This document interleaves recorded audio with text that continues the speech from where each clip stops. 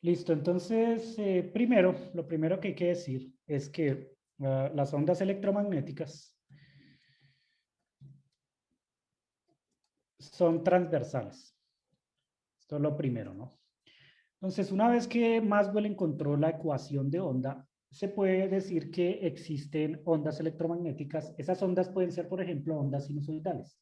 Recuerden del análisis de Fourier que cualquier otra señal periódica se puede escribir siempre como una superposición de ondas sinusoidales, ¿no? Y entonces, el modelo de onda progresiva siempre es un modelo para una onda sinusoidal, porque todo lo que se diga para la onda sinusoidal es válido para las demás funciones periódicas que ustedes construyan a través del análisis de Fourier. Uno siempre coge como elemento base una onda sinusoidal. Entonces aquí, de nuevo, suponemos que la solución de estas ecuaciones de onda son ondas sinusoidales. Ya lo hemos demostrado en distintos contextos. Hemos demostrado que las ondas sinusoidales son soluciones de la ecuación de onda varias veces en distintos contextos, por construcción o reemplazando explícitamente en la ecuación de onda, etcétera, ¿no? Han reemplazado superposiciones de ondas sinusoidales en la ecuación de onda y también se dan cuenta que es una solución, en fin. Eso lo hemos hecho varias veces. Por lo tanto, aquí lo más sencillo con lo que uno empieza es considerando que el campo eléctrico y el campo magnético son ondas sinusoidales. ¿Cómo se produce una onda sinusoidal de campo electromagnético? Con una antena. Ustedes cogen en una antena que tenga, no sé, alguna forma, un conductor, ¿cierto? Que tenga forma de antena y aceleran electrones de arriba hacia abajo, describiendo un movimiento armónico simple. Entonces hacen que los electrones, una corriente eléctrica, describa un movimiento armónico simple en una antena, de arriba hacia abajo. Eso es equivalente a lo que se hacía con la cuerda, ¿no? Ustedes cogían la cuerda, cogían un extremo de la cuerda y el extremo hacían que escribiera un movimiento armónico simple. Eso producía una onda sinusoidal a lo largo de la cuerda. Aquí es más o menos lo mismo, ¿no? Al acelerar los electrones y hacer que escriban un movimiento armónico simple, ustedes producen una onda electromagnética que se propaga en una cierta dirección que ahorita miramos cuál es, ¿no? En todo caso, esa es la manera de producir ondas electromagnéticas, con antenas. ¿Y las antenas qué hacen? Acelerar electrones. Un electrón en reposo o una partícula cargada en reposo solamente tiene asociado un campo eléctrico. Si esa partícula se mueve o si yo me cambio de referencia para ver que la partícula se está moviendo, entonces inmediatamente aparece un campo magnético a su alrededor. Y si la partícula se acelera de alguna manera, entonces ese campo electromagnético forma una onda, ¿no? Se emite una onda, se emite un pulso de ese electrón. Así funcionan las ondas electromagnéticas. Entonces, miramos la solución más sencilla, que sería una onda sinusoidal. Pero lo que se diga para la onda sinusoidal es válido para cualquier otra onda de campo electromagnético. Ahora, estas ondas son transversales, ¿no? Son transversales. Las ondas de campo electromagnético son siempre ondas transversales, no son longitudinales. No existen ondas de campo electromagnético longitudinales. Es decir, la componente en la misma dirección de propagación de la onda no existe, no existe. Y esto, digamos, tiene consecuencias más adelante en muchas teorías, ¿no? En bastantes teorías. Pero aquí vamos a especificar qué significa que sean ondas transversales, ¿no? Eso significa que el campo eléctrico y el campo magnético son perpendiculares.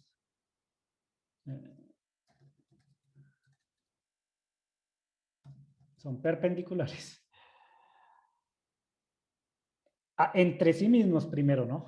El campo eléctrico y el campo magnético son perpendiculares, pero también la dirección de propagación de la onda es perpendicular a los campos, pero también la dirección de propagación de la onda es perpendicular a los campos.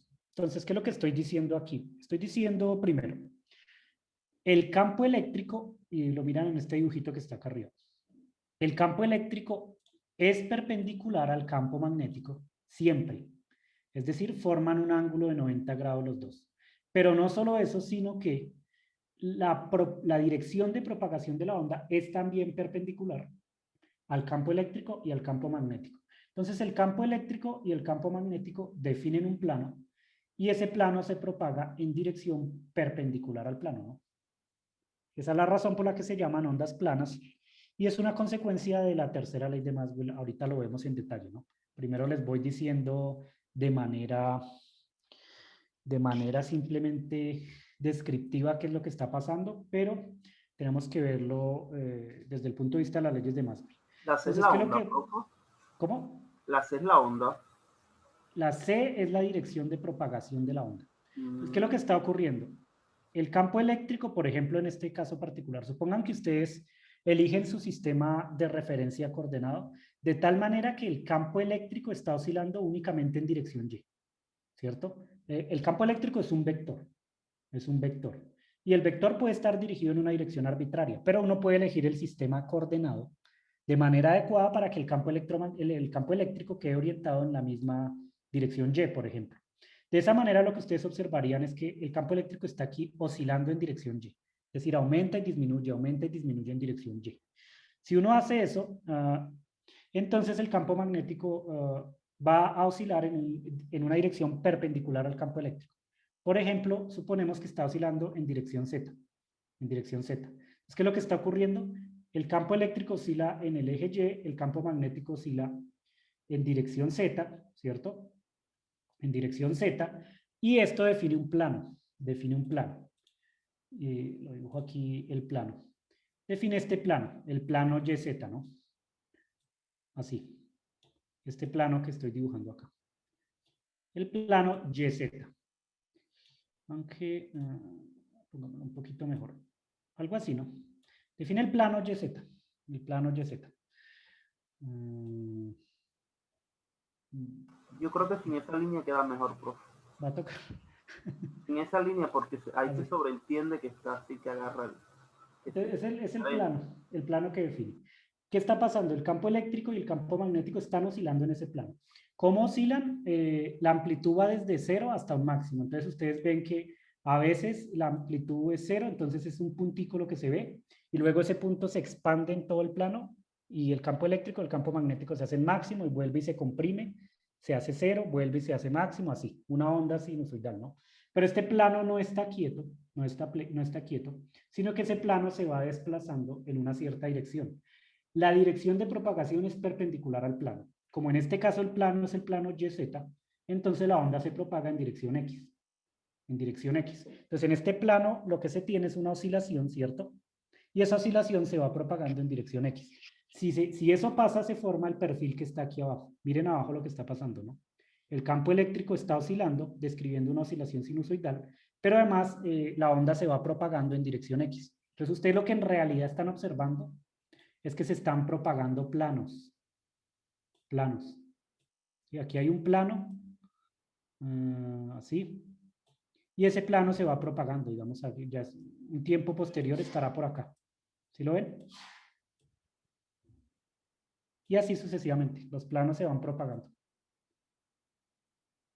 Entonces hay una oscilación del campo electromagnético en el plano YZ en este caso, y ese plano se va trasladando hacia la derecha en dirección X. No puede ir hacia la derecha o hacia la izquierda.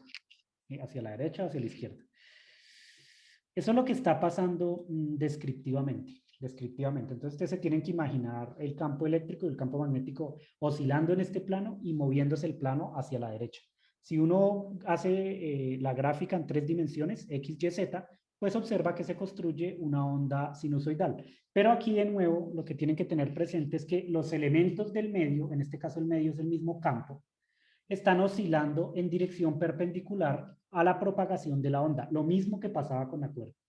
¿Se acuerdan que en la cuerda los elementos del medio oscilaban en dirección Y, pero la onda se propagaba en dirección X, por ejemplo, perpendicular? Aquí es lo mismo, ¿no? El campo eléctrico está oscilando en dirección Y, pero la onda se está propagando en dirección X. Y el campo magnético está oscilando en dirección Z, pero la onda se propaga en dirección X. Lo que ocurre es que estos 3 vectores son siempre perpendiculares y es consecuencia de la tercera ley de Maxwell. Siempre son perpendiculares. Entonces, forman un conjunto de tres vectores mutuamente ortogonales. El ángulo entre E y B es siempre 90 grados. El ángulo entre E y la dirección de propagación es siempre 90 grados. El ángulo entre la dirección de propagación y B es siempre 90 grados. Son tres vectores mutuamente perpendiculares. Y este vector suele representarse con el vector velocidad, ¿no? Porque la dirección de propagación va en la misma dirección de la velocidad. Entonces se representa con el vector velocidad. Eso es lo que ocurre descriptivamente y es un hecho experimental también, ¿no? Entonces aquí no tienen que detenerse tanto a pensar por qué está ocurriendo, no.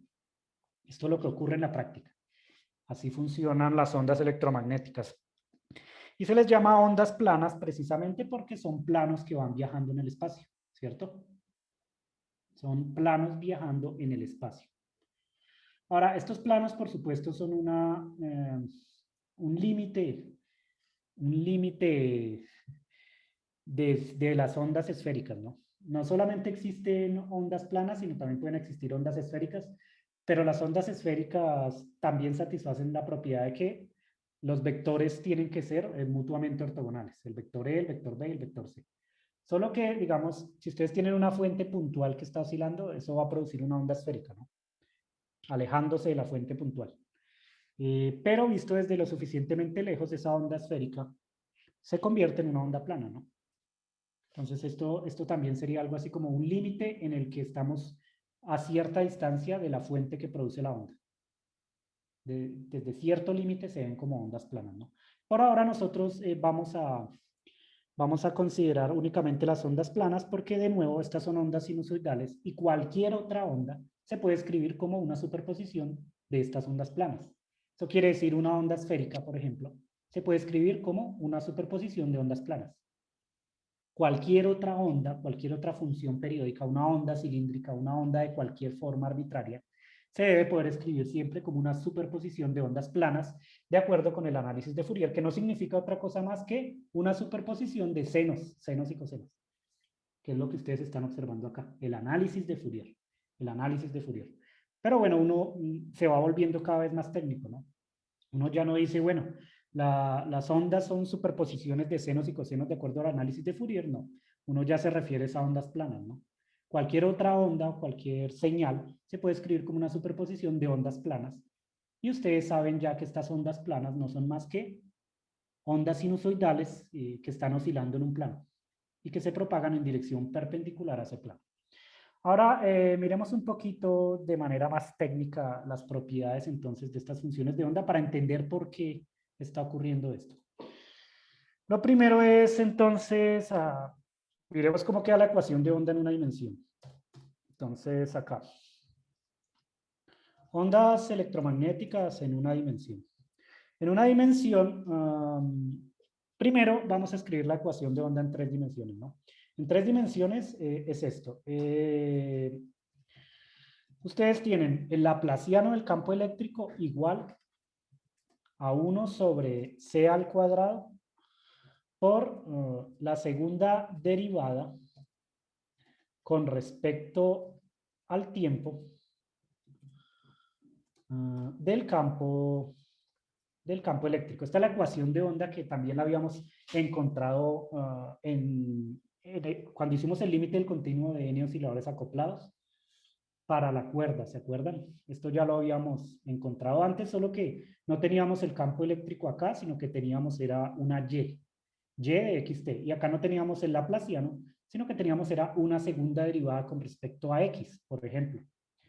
Pero esta es la generalización a tres dimensiones, Entonces el laplaciano no es más que la generalización a tres dimensiones de una segunda derivada con respecto a una posición. Ahora, ¿qué pasa si nosotros hacemos la siguiente elección? Si elegimos el sistema de referencia de tal forma que tenemos que este campo, bueno, escribámoslo en la misma línea más bien. Tenemos que el campo eléctrico sea entonces, vamos a elegir así, ¿no? A ver. El campo eléctrico depende del tiempo y del vector posición, ¿no? Es un campo.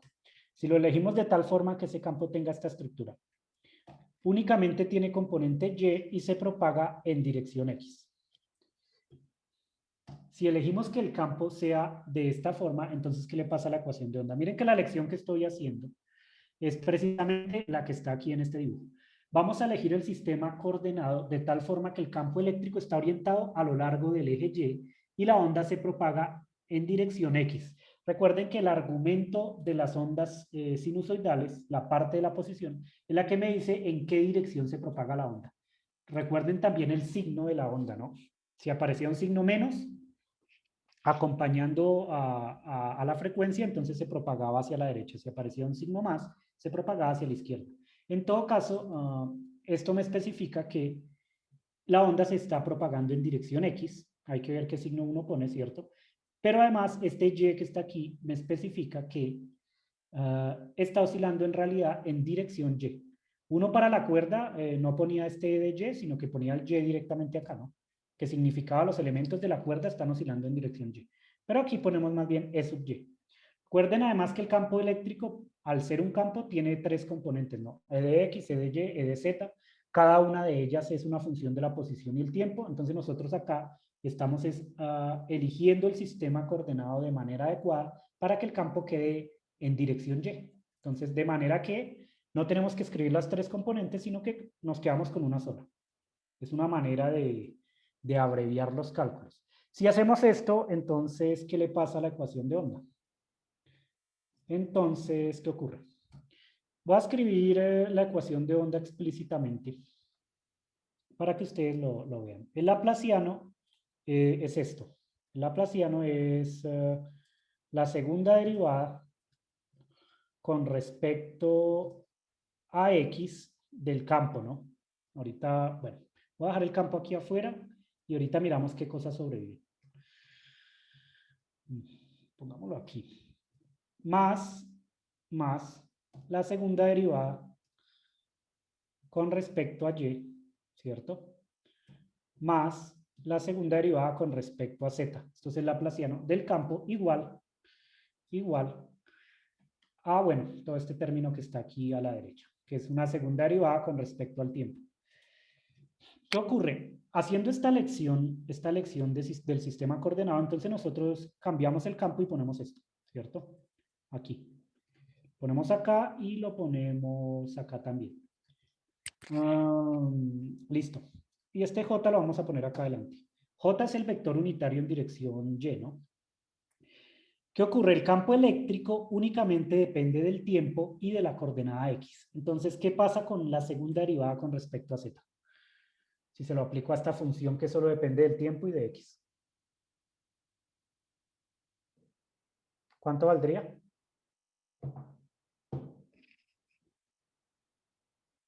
Si le aplico la segunda derivada con respecto a Z al campo E de Y, que solamente depende del tiempo, y de X. ¿Cuánto vale eso?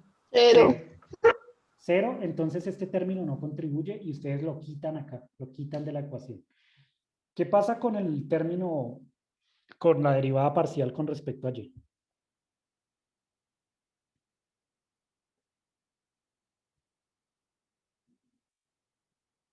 ¿Se anula o no se anula?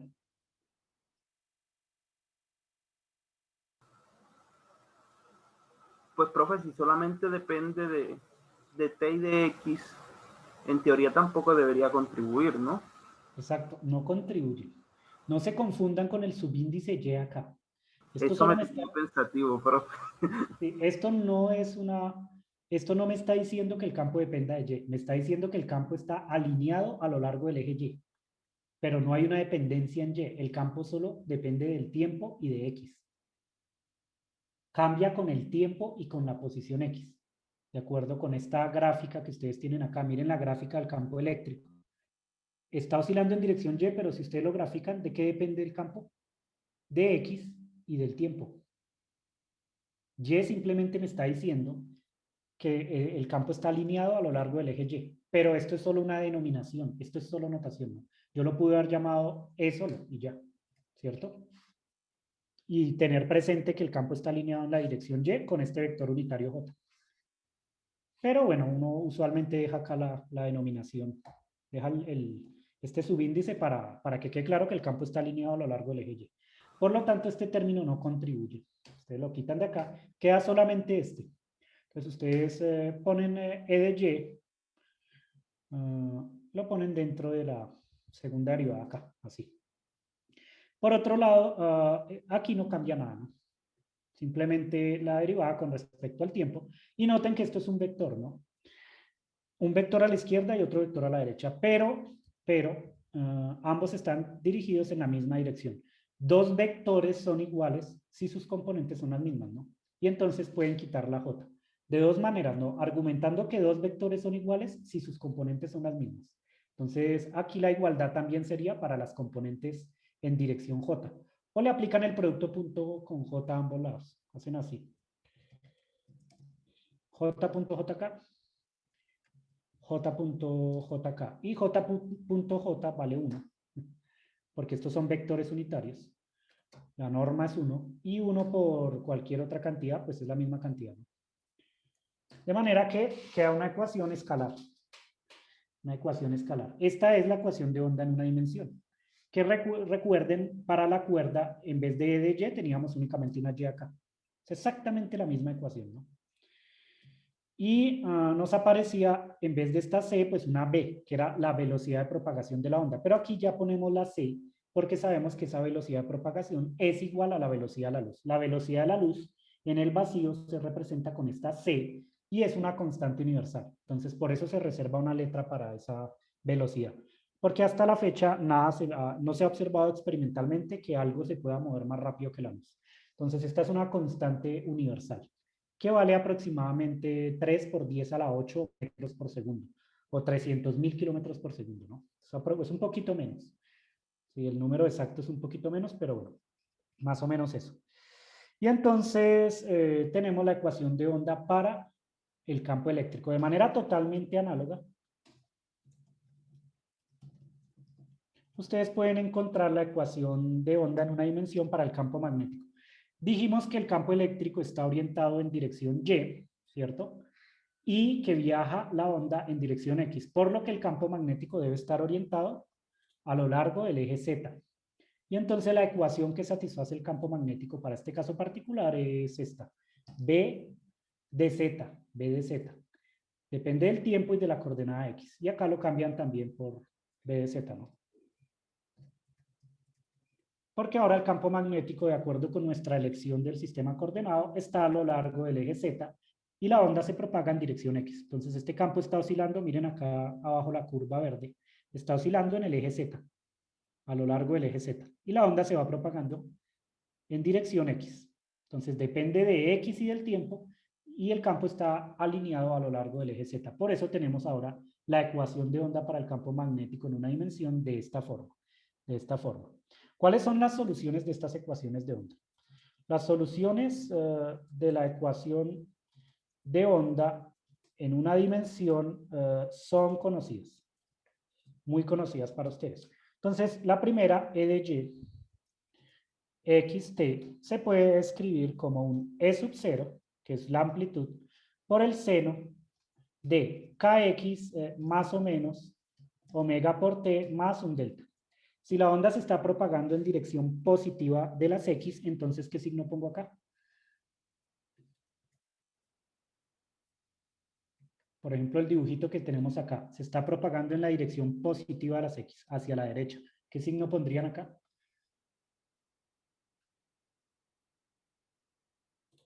Si se propaga hacia la derecha, ¿el más o el menos?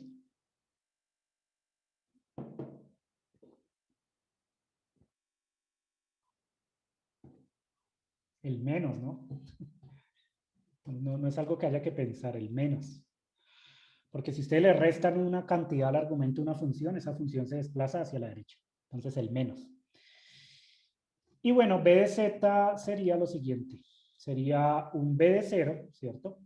Por el seno de Kx más o menos omega t más delta. Entonces, noten que ambas ondas tienen exactamente la misma longitud de onda, tienen exactamente el mismo número de onda y tienen también la misma frecuencia de oscilación. Es decir, ambas tienen las mismas propiedades, lo único es que son perpendiculares, ¿no?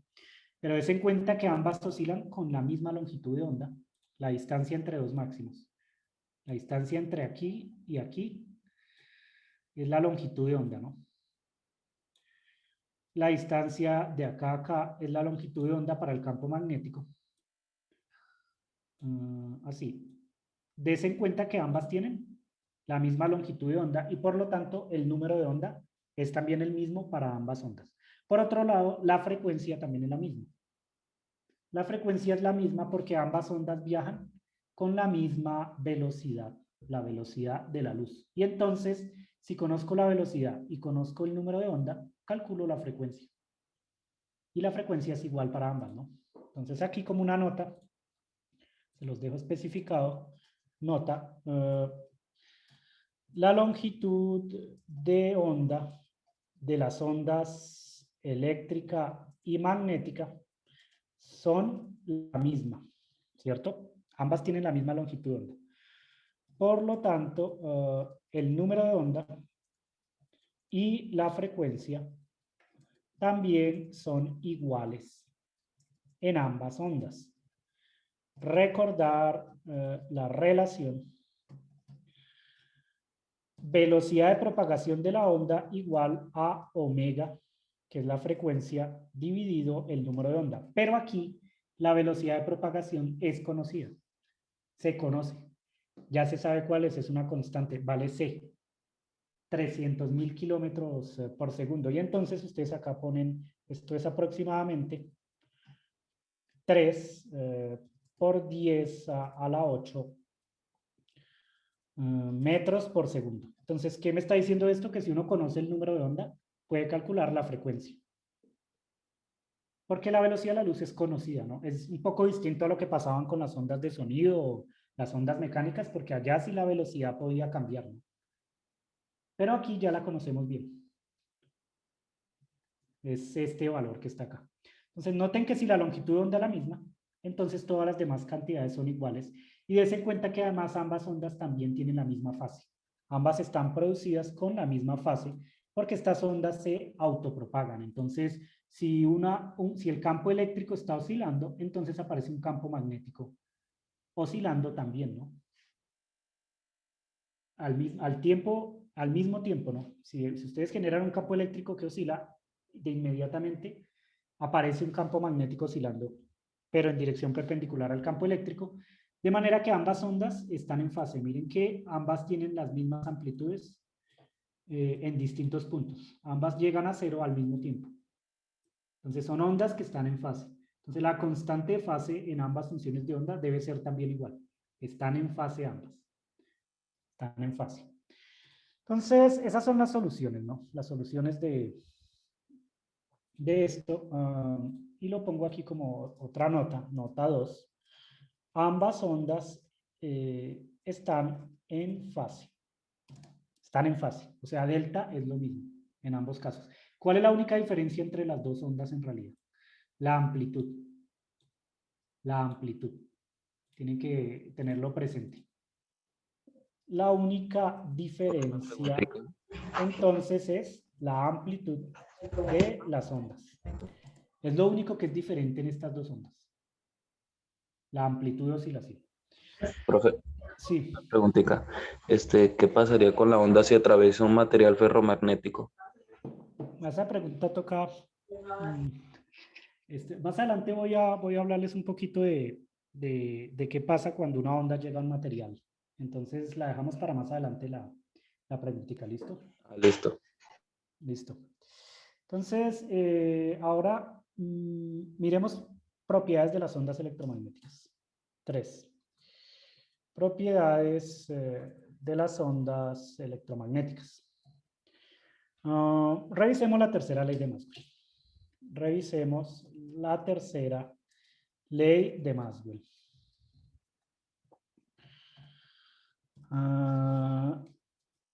La tercera ley de Maxwell me dice que el rotacional del campo eléctrico es igual a menos la derivada parcial con respecto al tiempo del campo magnético, ¿cierto? básicamente me dice un campo magnético variando en el tiempo produce un campo eléctrico. Eso es lo que me está diciendo la tercera ley de Maxwell. Pero vamos a ver qué ocurre si elegimos el sistema coordenado anterior, ¿no? Entonces, eligiendo el sistema de referencia de tal forma que, vuelvo y escribo aquí, lo que habíamos elegido inicialmente, esto que está acá. Entonces, ¿qué tenemos? ¿Qué pasa con esta ley? Entonces, noten lo que ocurre. Vamos a escribir explícitamente el rotacional. ¿Cómo se calcula un rotacional? Esto lo mencioné la clase pasada, ¿no? Lo dije explícitamente la clase pasada. Hay que calcular un determinante donde ponen entre comillas la palabra determinante de una matriz porque, bueno, donde ponen entre comillas la palabra matriz también. Porque esto ni es una matriz ni es un determinante, pero funciona, ¿no? La manera de calcular el rotacional, uno la puede escribir explícitamente en términos de sus componentes y dar una receta, decir, bueno, es esto, ¿no? La componente I tiene este coeficiente, la J tiene este otro y la K tiene este otro. Pero esa manera de calcularlo coincide con hacer un cálculo que es este precisamente. Usar las reglas del cálculo de determinantes, es decir, el método de cofactores, para un arreglo de 6 elementos que no es una matriz, sino que son estas cosas que están acá. Entonces, acá está la derivada parcial con respecto a X. Bueno, ahorita miramos un poquito esto en detalle. Y acá ponemos el campo. 0, E de Y, que depende de T y X, y E de Z. Esto que está acá, ¿no? Entonces, E de Z es 0 también, ¿no? Esto no es una matriz porque no tiene números en sus componentes, ¿no? Sino que tiene de todo, ¿no? Tiene vectores unitarios en la primera fila, tiene operadores diferenciales en la segunda fila y tiene campos vectoriales en la tercera, ¿no? Entonces no es una matriz, ¿no? Es un arreglo de ciertas cantidades. Y ustedes le aplican además las reglas de los determinantes, lo calculan como si fuera un determinante. No es formalmente un determinante lo que están calculando, pero sí están usando una regla muy similar, ¿no? Entonces, hacen este cálculo explícitamente y miran que se obtiene. Así se calculan los rotacionales. Noten que la primera columna tiene los vectores unitarios estrictamente.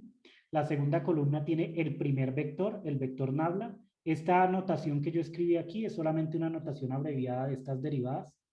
Esto significa lo mismo, ¿no? Derivada parcial con respecto a X, derivada parcial con respecto a y derivada parcial con respecto a Z. Es exactamente lo mismo que está aquí, ¿no? Estas derivadas. Primeras derivadas, pero es una notación abreviada. Y abajo ponen el campo eléctrico en la tercera fila, que es el segundo vector que aparece acá, ¿no? El campo eléctrico con esta elección no tiene componente X ni componente Z, únicamente componente Y. Únicamente componente Y. Y entonces hacen el cálculo explícitamente y miran qué obtienen. En dirección Y, ¿qué se obtiene? Menos la derivada del... Este por este, ¿no? La derivada con respecto a Y de 0 es 0, menos la derivada con respecto a Z de este campo. ¿Y cuánto vale eso? 0, ¿no? 0. En dirección Y. Más. En dirección J. Entonces se paran en esta columna y hacen, tomando en cuenta que hay un cofactor que vale menos 1, entonces lo hacen en este sentido. La derivada con respecto a Z de 0 da 0. Y la derivada con respecto a X de 0 da 0. Entonces, ¿qué ponen acá? 0 en J. Y luego separan en la última columna acá y hacen este producto, ¿no? La derivada con respecto a X de E de Y y la derivada con respecto a Y de 0. Este término sí contribuye porque el campo sí depende de X, ¿no? Entonces ustedes ponen la derivada parcial con respecto a X del campo E de Y, que es función del tiempo y de X, ¿no? Entonces lo ponen acá, así. Esto en dirección K, en dirección K. Y eso es el rotacional para esta elección del sistema coordenado. Por otro lado, ¿qué pasa con el segundo término de la tercera ley de Maxwell? esta derivada que está acá. Esta derivada que está acá se reduce entonces a la siguiente derivada. La derivada parcial con respecto al tiempo de la componente z, ¿cierto? Que depende, bueno, del tiempo y de x, y esto en dirección k. Porque recuerden que el campo está a lo largo del eje z, ¿cierto? A lo largo del eje z. Es perpendicular al campo eléctrico y, bueno, a la dirección de propagación. Reemplazando los dos términos, ¿qué obtendríamos? Si reemplazamos los dos términos, tendríamos entonces, por un lado, el rotacional me dio esto. Mientras que por otro lado tengo menos la derivada con respecto al tiempo que me da esto. Noten de nuevo que aparecen dos vectores, ¿no? Uno a la izquierda y otro a la derecha, ambos a lo largo del eje Z en dirección K. De nuevo, si dos vectores son iguales es porque sus componentes son las mismas, entonces esta igualdad también se satisface para las componentes únicamente. Pueden quitar el K aquí, argumentando que dos vectores son iguales y sus componentes son las mismas, o pueden hacer el producto punto con K, ¿no? Así, y K.K da 1. Entonces quitan este término acá. Pueden quitar el vector unitario y obtienen esta ecuación. La derivada de la componente y del campo con respecto a x igual a la menos derivada con respecto al tiempo de la componente z del campo magnético. Ahora, poniendo explícitamente las funciones de onda, ¿qué obtenemos? Poniendo explícitamente las funciones de onda en la ecuación anterior, ¿qué se obtiene? Entonces, ustedes ahora van a reemplazar en esta ecuación las funciones de onda sinusoidales. Cogen la función de onda que teníamos por acá para el campo eléctrico y la ponen explícitamente aquí. La reemplazamos explícitamente. Ponemos acá lo del campo eléctrico, ¿no? Y acá para el campo magnético cogemos la función de onda que teníamos y la reemplazamos explícitamente acá. ¿Listo? Y hacemos las derivadas. Entonces nos vamos a poner a derivar. Estas derivadas no son nada nuevo para ustedes, lo hemos estado haciendo varias veces, pero bueno, vamos una por una, ¿no? La derivada con respecto a x de esto. Primero, e sub 0 es una constante, sale de la derivada. La derivada del seno es el coseno, ¿cierto?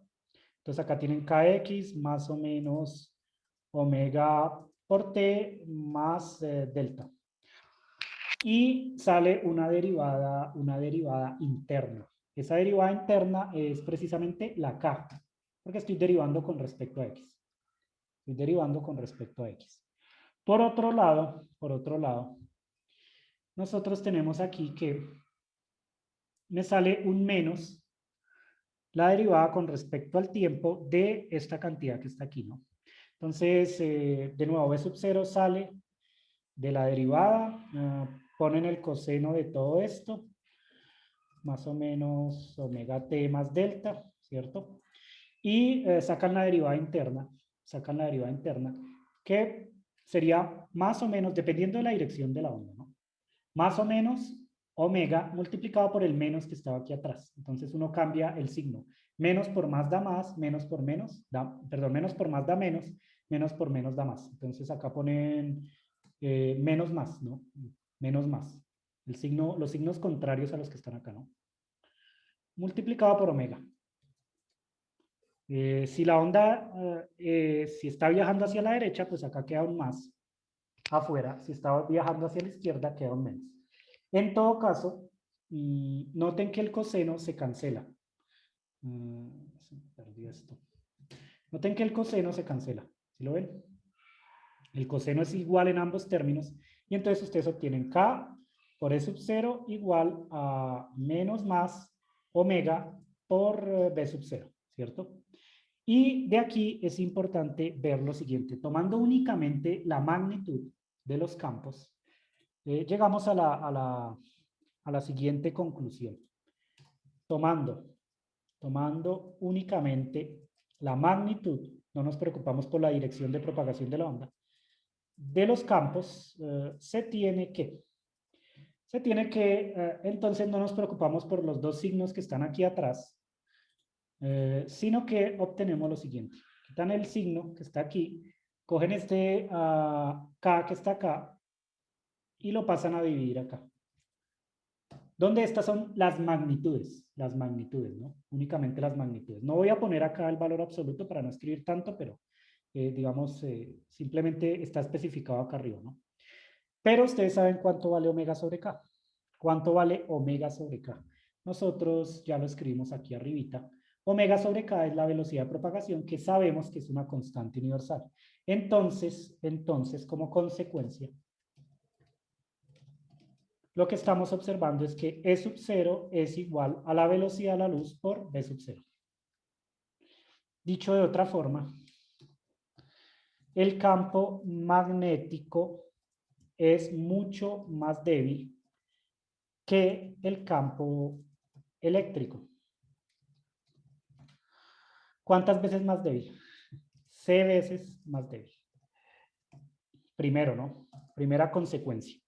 El campo eléctrico es mucho más intenso que el campo magnético. Miren que la amplitud del campo eléctrico es C veces la amplitud del campo magnético, pero C es un número muy grande.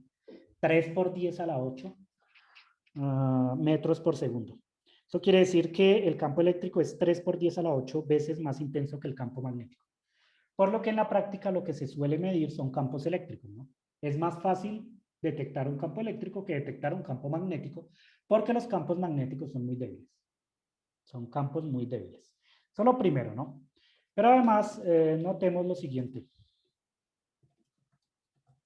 Notemos que no solamente esta identidad se tiene para las amplitudes, esta igualdad, sino que ustedes pueden volver a coger esto que está acá y multiplicar por el seno a ambos lados, por esta función. Vamos a multiplicar por esta función a ambos lados de la igualdad. Entonces multiplican acá y multiplican acá por exactamente la misma función. Pero esto que está aquí es el campo completo, ¿no? Por lo tanto, ¿qué es lo que se está diciendo? Se está diciendo que el campo completo, E de Y, que depende del tiempo y de X, es igual a C por B de Z, que depende del tiempo y de X. Noten que lo único que hice fue multiplicar a ambos lados por la función seno, ¿no? Que es exactamente la misma. Y me estoy dando cuenta que no solamente las amplitudes satisfacen esta propiedad, sino que todo el campo lo satisface. No solamente esas amplitudes, sino todo el campo. Es decir, el campo eléctrico completo se puede escribir como la velocidad de la luz por el campo magnético, vamos a escribir esto como ciertas propiedades. A esta la llamamos la propiedad 1, para que les quede aquí más o menos ordenado. Esto sería la propiedad 1 y esta sería la propiedad 2, ¿no? Lo llamamos así 2. Y entonces, ¿qué me está diciendo esto? Me está diciendo que el campo eléctrico y el campo magnético, de hecho, son exactamente lo mismo, salvo por una constante universal. Son dos manifestaciones de una misma naturaleza, salvo por un valor constante. Son la misma cosa vistas desde dos sistemas de referencia inerciales diferentes. Eso es todo. Eso es lo que me está diciendo esta fórmula. Me está diciendo el campo eléctrico es lo mismo que el campo magnético. Son exactamente la misma cosa. Porque la única diferencia es una constante universal. De hecho, esta constante universal, en teoría de campos cuánticos, se suele normalizar a 1 y dejarla adimensional. Entonces, en teoría de campos cuánticos, uno dice la velocidad de la luz vale 1 adimensional. De manera que el campo eléctrico y el campo magnético son la misma cosa. Solo que he visto desde dos sistemas de referencia inerciales diferentes. Entonces, para que ustedes entiendan eso, simplemente piensen en este experimento sencillo. Supongan que esto es una distribución de carga, ¿no? O una carga puntual. Si esta carga está en reposo o ustedes están en un sistema de referencia propio de esta carga, donde se ve en reposo, entonces ustedes lo único que verían es un campo eléctrico. Es un campo eléctrico radial emitido por la carga, ¿cierto? Esto sería lo que se observaría. Algo así. Pero basta con que ustedes, no la carga, sino que ustedes solos, cambien de sistema de referencia y se muevan hacia la derecha o hacia la izquierda. Supongan que ustedes se van a mover ahora hacia allá. No sé, esta es la dirección. Se van a trasladar con una cierta velocidad hacia la izquierda. Eso es equivalente, desde su punto de vista, desde su sistema de referencia, es equivalente a ver a la carga eléctrica moverse hacia la derecha. ¿Sí o no? Es lo mismo, ¿no? Que ustedes se muevan con respecto a la carga hacia la izquierda es lo mismo a que la carga se mueva con respecto a ustedes hacia la derecha. Es equivalente, ¿no? Y entonces basta con que ustedes se muevan, caminen con una cierta velocidad en una dirección para que inmediatamente observen un campo magnético alrededor de la carga, porque ahora la carga se estaría moviendo con una cierta velocidad v hacia la derecha con respecto a ustedes. Y entonces observarían líneas de campo magnético alrededor. Líneas de campo magnético alrededor de la carga. ¿Eso qué quiere decir? Que basta con que ustedes hagan un cambio de sistema de referencia para que aparezca un campo magnético. O dicho de otra forma, el campo magnético debe ser el mismo campo eléctrico, pero visto desde otro sistema de referencia. ¿Sí o no? ¿Sí es intuitivo o no?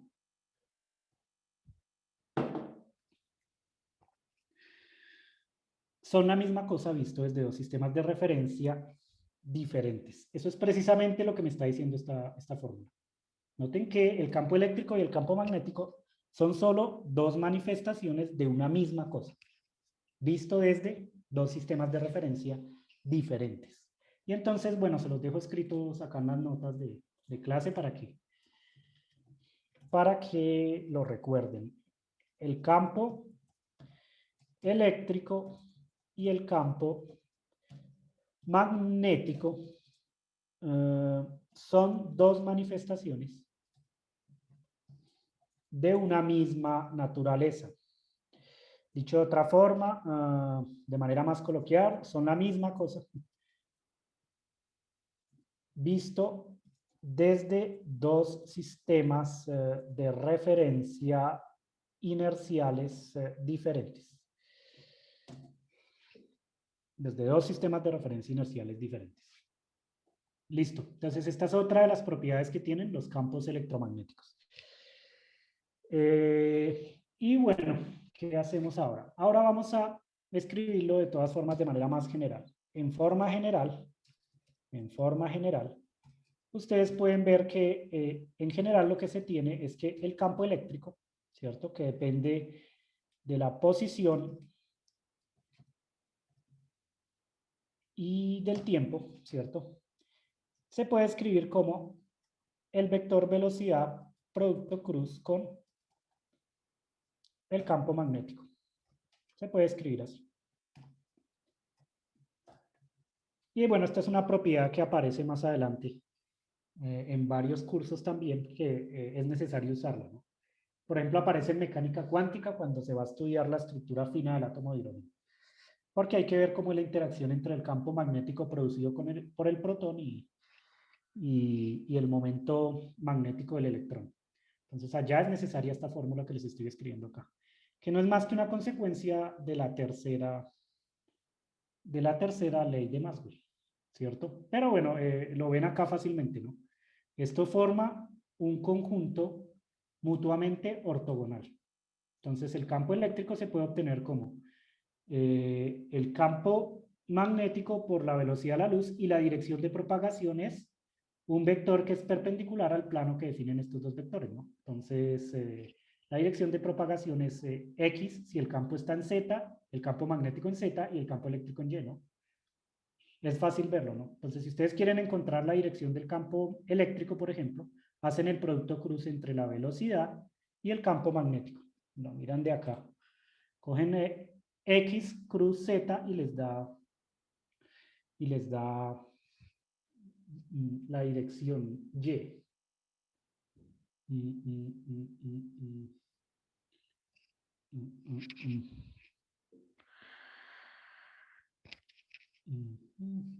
¿Sí o no?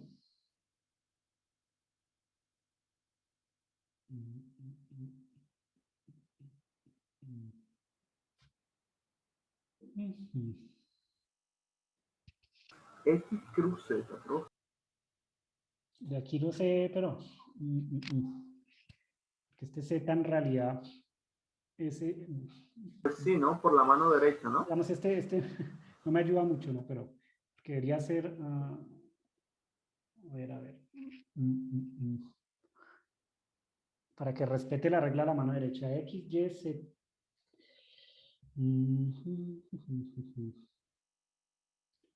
Sí, está al revés el producto cruz, ¿no? Así. Si no, no respeta la regla de la mano derecha. Y ahora sí. El campo eléctrico igual al campo magnético cruce, ¿no? Para que quede respetando la regla de la mano derecha. Ahora sí tiene sentido. Entonces B cruce hacia arriba, ¿no? E de Y. ¿Sí lo ven? Sí. B cruce da hacia arriba. E de Y. O si no, no nos quedaba bien el signo. Listo. Entonces está la generalización de, pues, de esta fórmula que está acá. De esta fórmula que está aquí. Y bueno, ¿qué otra cosa? O pueden poner primero la C, luego la B y poner un menos atrás, ¿no? Menos C cruz B. También lo pueden poner así, ¿no? Hay un menos ahí relativo. Porque el producto cruz de dos vectores no es conmutativo, sino que es anticonmutativo. Entonces, todo esto deducido de la tercera ley de Maxwell. Y de hecho hay un problema en el taller que ustedes tienen que mirar, donde se pide mostrar esto explícitamente. Usando la primera y la segunda ley de Maxwell en el vacío, muestre que la dirección de propagación de una onda electromagnética dada por el vector K es perpendicular tanto al campo eléctrico como al campo magnético. Entonces, aquí les piden verificarlo con las dos primeras leyes, ¿no? Explícitamente. Usando la tercera ley de Maxwell en el vacío, muestre que el campo eléctrico y el campo magnético son perpendiculares. Use la función de onda del punto 3. Entonces, estos dos problemas les permiten mostrar explícitamente que todos esos vectores son perpendiculares. Ahí está, el 5 y el 6. ¿Listo? No lo hago yo porque está en el taller. Pero bueno, tienen que revisarlo, ¿no? Tienen que revisarlo explícitamente. Y bueno, ahora miremos una generalización de esta función de onda a 3 dimensiones, ¿no? Normalmente, bueno, nosotros lo pusimos aquí en una sola dimensión. Nosotros dijimos, bueno, vamos a elegir nuestro sistema coordenado de tal forma que la componente Y, el eje Y coincide con el campo eléctrico, ¿no? O el campo eléctrico está alineado a lo largo del eje Y. Sin embargo, esto lo puede hacer uno si tiene una onda plana, ¿no? Una onda plana propagándose en alguna dirección. Pero ¿qué pasa si uno, por ejemplo, tiene el siguiente problema? ¿Qué pasa si uno quiere estudiar el caso en el que dos ondas, una viajando en una dirección y otra viajando en otra, se superponen, por ejemplo, en una superficie de algún material? Y bueno, entra el material y ¿qué ocurre, no? Noten que ustedes pueden elegir el sistema coordenado para hacer que aquí, esta sería la dirección de propagación de la onda, ¿no? Estos vectores azul y verde representan la dirección de propagación, por lo que aquí las ondas son planas, son perpendiculares, ¿no? Entonces, la onda azul en realidad sería perpendicular a la dirección de propagación y la onda verde sería así, ¿no? Si ustedes eligen el sistema coordenado de manera que el campo eléctrico de la onda azul esté dirigido a lo largo del eje Y, en general para la onda verde ya el campo eléctrico no está dirigido a lo largo de ningún eje, sino va a ser una onda en 3 dimensiones arbitrarias. Es decir, uno elige el sistema coordenado para alinear una de las ondas, pero la otra queda ya una onda arbitraria en 3 dimensiones, ¿sí o no? Con respecto al sistema coordenado que yo elija acá, alineo una de las ondas, pero la otra queda una onda tridimensional arbitraria, ¿no? Entonces, supongamos que ustedes eligen el sistema de esta manera, para que el campo esté a lo largo del eje Y. Entonces, este es el eje Y y este es el eje X, y suponen que el eje Z está entrando en la pantalla de sus dispositivos. Uno solamente puede elegir una vez el sistema de referencia, no es que puede elegir un sistema de referencia para cada una de las ondas, ¿no? Elige un sistema de referencia En este sistema de referencia que pinté acá en negro, la onda azul es tal que el campo eléctrico está dirigido a lo largo del eje Y, el campo magnético a lo largo del eje Z, y se está propagando la onda plana en dirección X. Pero la onda verde, con respecto a ese sistema de referencia, esa sí está viajando en una dirección arbitraria, ¿sí o no? Entonces, si uno tiene que superponer dos ondas, una vez elegido un sistema de referencia, va a necesitar que una de las ondas tenga sus tres componentes. Es decir, necesariamente se necesita una onda en tres dimensiones. Escribir la onda en tres dimensiones. Por lo tanto, tenemos que generalizar al caso en que la función de onda está en tres dimensiones. Es necesario, es necesario. Entonces vamos a ver la generalización a tres dimensiones. Y lo ponemos por aquí. Llamémoslo un cuarto, ¿no? Un punto 4. Generalización de la función de onda en tres dimensiones. O a tres dimensiones, bueno. Entonces, ¿qué es lo que tenemos que hacer? Tenemos que ir ahora a tres dimensiones. La función de onda en una dimensión era esto. Hagámoslo para el campo eléctrico, ¿no? Entonces, este es el campo eléctrico en una dimensión. Es decir, el campo está oscilando únicamente a lo largo del eje Y. Vamos a ir ahora a tres dimensiones. Para ir a tres dimensiones lo que tenemos que hacer es cambiar esta función de onda por un vector en general que depende del tiempo, depende de la posición y ese vector lo vamos a escribir de la siguiente forma. Va a tener una amplitud que es un vector, ¿cierto? Miren que aquí la amplitud es un escalar, mientras que aquí es un vector, es un vector. Es decir, aquí la amplitud era un número, mientras que aquí la amplitud es un vector, multiplicado por e a la i. Creo que esto se ve muy pequeño. Miremos si se ve bien, ¿no? K punto R más o menos omega por T. Así se alcanza a ver bien, ¿no? Entonces miren que ahora vamos a cambiar el seno de kx más o menos omega t más delta por esto que está aquí. Entonces el delta lo pongo aquí, arriba, ¿no? Por un exponencial complejo, donde en el argumento aparece k.r más o menos omega t más una delta, que es la fase. Y tenemos entonces que entender cómo se está haciendo esta generalización. Vamos término por término especificando qué es cada cosa que aparece aquí, ¿cierto? Es lo que vamos a hacer. Empezamos con el término de la izquierda, ¿no? Lo que está a la izquierda es un campo vectorial. Entonces, el campo eléctrico es un campo vectorial, por lo que se debería poder escribir así. El campo eléctrico es un campo vectorial, que es distinto a un vector, ¿no? Una cosa es un campo vectorial, otra cosa es un vector. Entonces, miramos cuál es la diferencia. Eso quiere decir que este campo vectorial tiene tres componentes, ¿no? La primera es la componente X, que depende del tiempo, de X, de Y y de Z. Miren que depende de las tres coordenadas espaciales y el tiempo, pero estas tres coordenadas espaciales se suelen resumir escribiendo el vector posición, ¿no? Entonces uno pone más bien el vector posición. Esto en dirección Y, más en dirección J tendríamos la componente Y, ¿cierto? Que también depende del tiempo y de las tres coordenadas espaciales, y más en dirección K tendríamos la componente Z, que ahora depende de las tres coordenadas y el tiempo. Entonces, esto es un campo vectorial. Miren que nosotros estamos reemplazando ahora el campo únicamente en la dirección Y, que dependía solo del tiempo y de X, lo estamos reemplazando ahora por un campo en tres dimensiones que se propaga en alguna dirección arbitraria representada por este vector R. Pues ahora el campo tiene tres componentes y se está propagando en una dirección arbitraria. Esto es un campo vectorial, ¿no? Un campo vectorial. Mientras que la amplitud es un vector.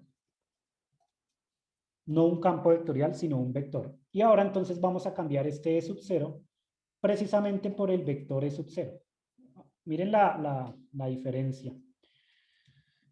Este vector tiene tres componentes que vamos a llamar E sub 0x en y más E sub 0y en j más E sub 0 z en dirección k.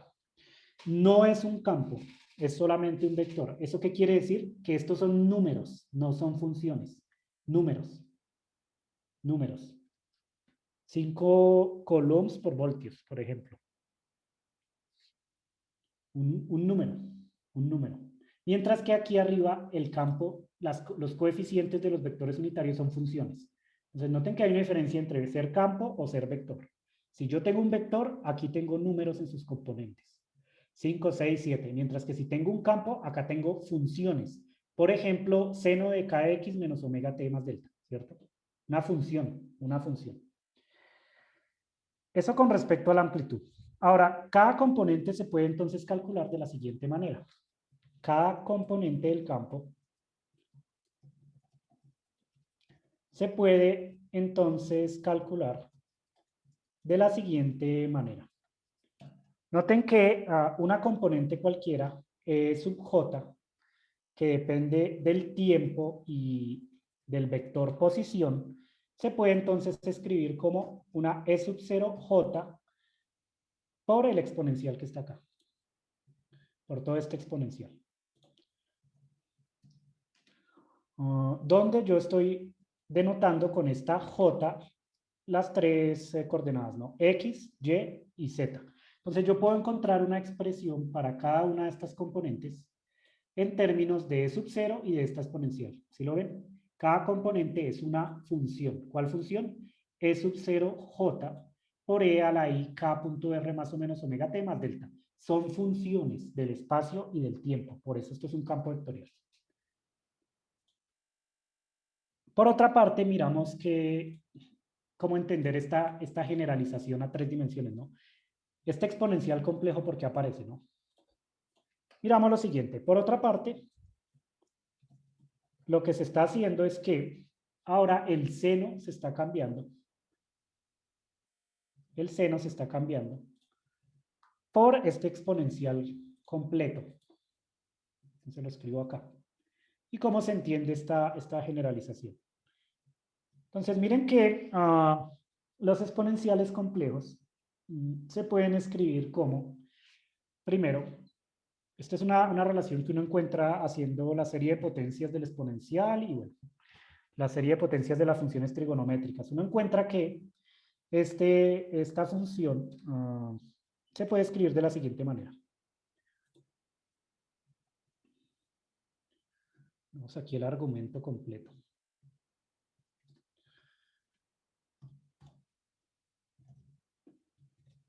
Un exponencial complejo se puede relacionar a las funciones trigonométricas coseno y seno, ¿cierto? Ahora, es usual elegir este delta de tal forma que lo que en realidad ponemos aquí es un coseno, es decir, si eligen delta como menos pi medios, vuelven esto un coseno, y entonces dejar más bien esto, toda esta exponencial sin el delta, ¿no? O, bueno, uno lo puede poner así en general. Lo que se está haciendo es, aunque yo creo que es mejor para que no haya tanto problema, escribir este delta de tal forma que dejemos aquí un coseno, para que se entienda mejor, ¿no? Y entonces quitar el delta, ¿no? Eso tiene que ver con las condiciones iniciales que uno elige. Y dejar acá el exponencial simplemente así, sin el delta. De esa manera entienden un poquito mejor la generalización a tres dimensiones, ¿no? Entonces uno elige las condiciones iniciales de tal forma que aquí aparece un coseno. Y cambia este E sub 0 coseno por este E sub 0 e a la I k punto R más o menos omega t. De esta forma, entonces, queda más claro. Así no nos preocupamos tanto de fijar este delta. Y entonces, ¿qué tendríamos? Tendríamos que la generalización es esta. En vez de escribir únicamente el coseno de kx más o menos omega t, escribimos un exponencial complejo. Pero ¿qué pasa? Los resultados físicos siempre se obtienen de la parte real de las cantidades complejas, ¿no? ¿Y cuál es la parte real de un exponencial complejo? La parte real sería esta, ¿no? esta que está acá. Entonces, aunque uno escribe en general la función de onda como un exponencial complejo, uno sabe que los resultados físicos se obtienen de la parte real. Entonces, la generalización en realidad es cambiar este coseno de kx más o menos omega t por este otro coseno de k.r más o menos omega t. ¿Cierto? Es en realidad la generalización, pero uno la pone usualmente como una función compleja. A las ondas planas, moviéndose en una dirección arbitraria, usualmente se escriben de esta manera, una exponencial compleja. Pero tomando en cuenta esto, ¿no? Que se los escribo acá. Pero los resultados físicos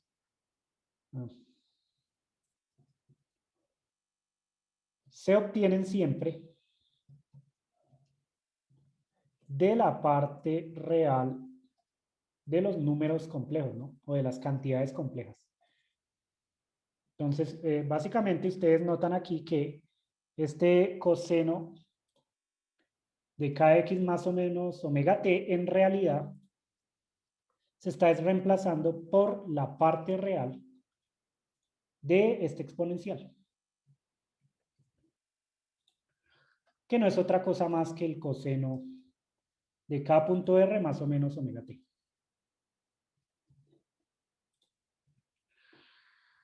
Donde en el argumento aparece lo siguiente.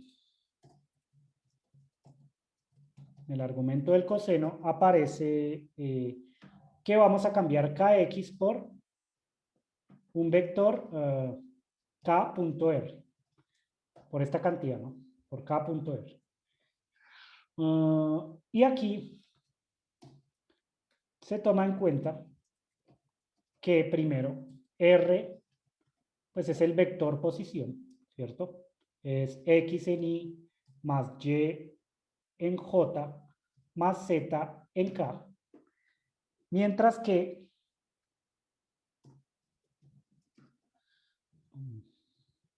este k que ahora ponemos como un vector,